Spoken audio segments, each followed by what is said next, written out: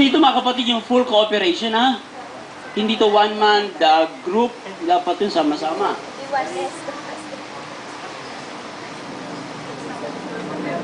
Kunyari, sino mag-opening statement, pwedeng iparinig sa lahat. Okay ba to? Ito opening statement natin. Pwede yun para, kumbaga para sa meeting ano yun eh. Ang sasabihin niya, yun ang pananaw niyo lahat. So, palagay niyo kung sasabihin ko to, okay ba to? So, dire-diretso pwedeng, gano'n mga kapatid. Baka sa statement nyo, may weak points, magiging ano ng kalaban yun. Basta pagkatapos na ito, magkakaibigan pa rin tayo sa Panginoon. Okay?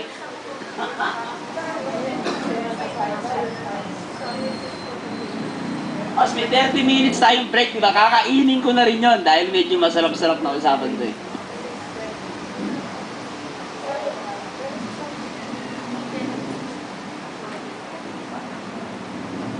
Okay na si Trey. So, nag-text siya ng 7, malilate ako, may ayusin lang.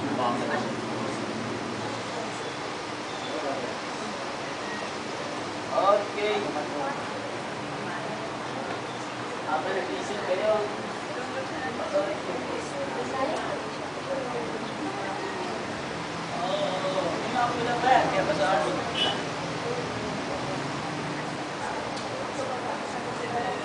parang tagal mo na wala.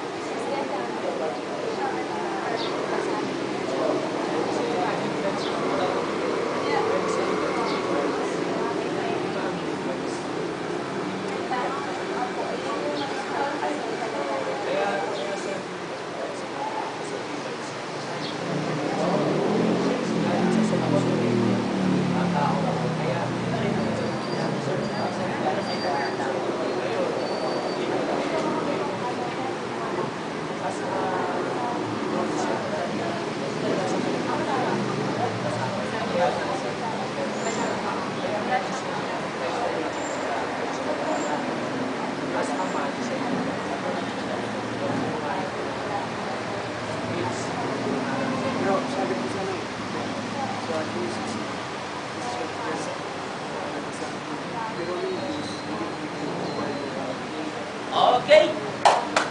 Mga mausap na kagad ah.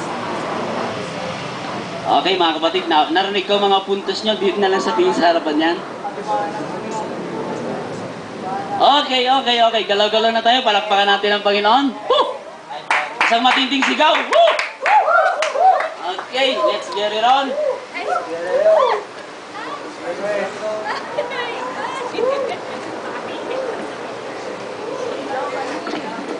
Isipin nyo, nasa courtroom kayo, may mga jury tayo. Oh. May mga jury tayo nandyan sa ating... Oh. Then, gawin natin ngayon, kagaya ng ating outline, mauna ang affirmative, then mga 3 to 5 minutes. Tapos, kung hindi mo maubos, ayos lang. Tawagin na natin yung affirmative at ang maging spokesperson ng Team A. Natatayo na si Melchizedek ay Theophany. Sister Charo, palakpakan natin ang Panginoon.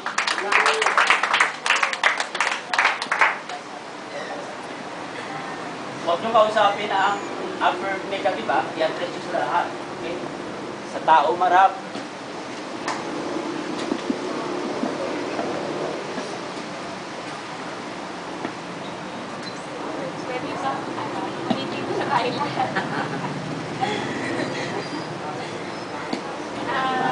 Good morning po sa ating lahat.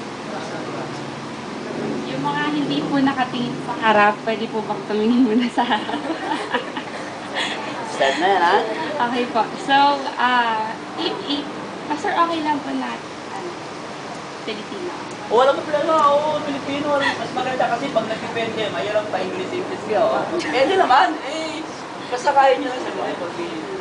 Okay po. So, yung Team A po ay nasa stand po ng Theophany. Melchizedek po is Theophany because of, first po muna, Theophany is visible or visibility or temporary manifestation of God.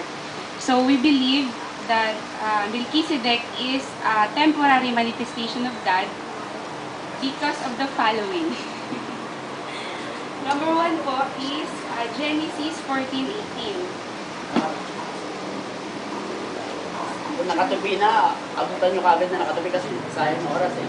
Kung alam nyo na lahat ng yung verbs, itupi nyo na at iabot na lang. Kesa yung sa paghahanap na consumer time. Genesis 14:18 po. Ayon po sa nakasulat, at si Melchizedek na hari sa Salem ay naglabas ng tinapay at alak at siya'y saserdote ng kataas-taasang Diyos. Yun po yung first point. And then, number 2 po ay yung Hebrews 7:2-3.